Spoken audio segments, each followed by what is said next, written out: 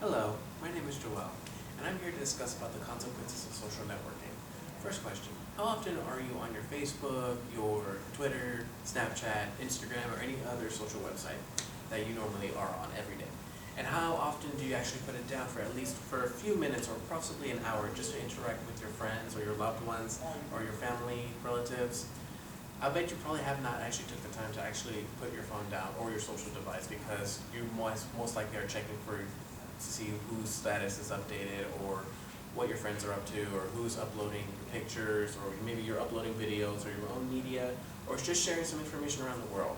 It might be good, but it's also bad because even though you're actually interacting with everyone, you're not physically interacting with them because you're just always looking on the status or you're looking on the social website. You're communicating, but you're not really communicating. And here's an example. Let's say you're at home and you're just sitting down looking on your social device or you're just browsing the social network and you're sitting down on your device and there's someone in the kitchen. And it could be your loved one, your parents, or it could be your brothers and sisters, and then all of a sudden you hear a thump. You automatically just go up and go check it out and see what's going on. As soon as you arrive at the entrance of the kitchen, you see them on the ground, staring at you, asking you, why didn't you come when I called you? This question is probably revolving around your head for a few seconds and then trying to think of a correct response to say. And then this is probably the response you're probably good. I did not hear you call me. That sounds the logical way to speak it, but here's the next response that actually caught you off guard. No, I did call you. You just weren't paying attention because you were on your phone.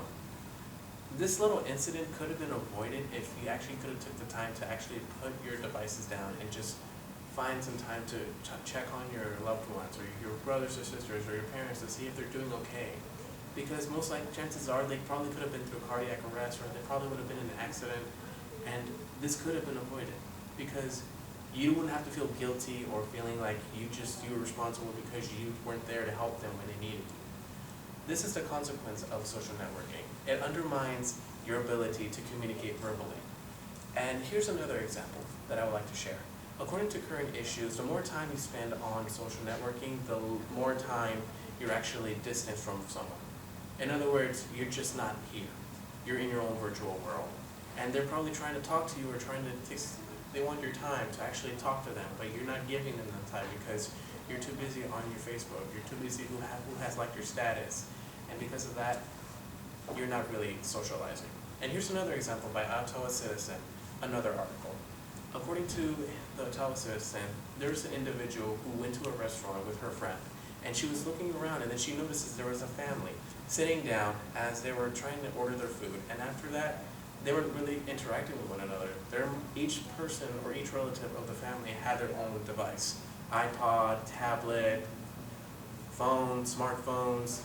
They're mostly spending more time checking on their Facebook status or tweeting or just doing any sort of interaction, but not really interacting. You don't even hear not one word from that family. And as soon as their food comes in, they put their devices down and then they start eating. And then after they're done eating, they'll go straight back to their devices again. And then after a few minutes, everyone gets up and they just walk out silently. If this sounds strange or this sounds a little odd, or if you've probably experienced this before, it's very common because no matter where you go, you see someone actually looking on their device, or you see a group of individuals just staying silent, not actually speaking towards one another.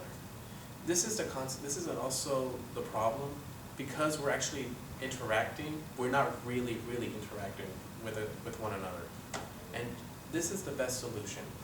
Try to find a way to not look on your social network, or try a way not to social network, or do anything. Try to spend more time, or find the time to actually speak to one another, or at least be a part of society.